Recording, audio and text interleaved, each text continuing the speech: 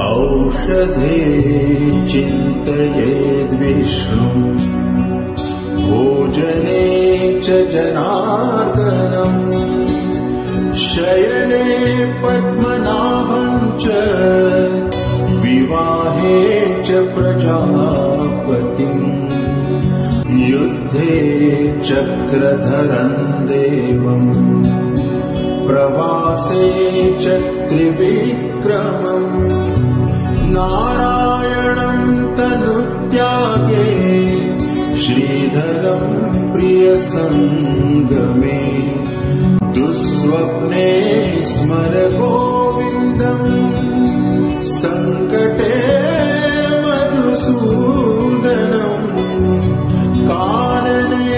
नारसिंहम् च पावके जलशायिनम् जलमध्ये वराहम् च पर्वते रघुनन्दनम् गमने वामनम् चैव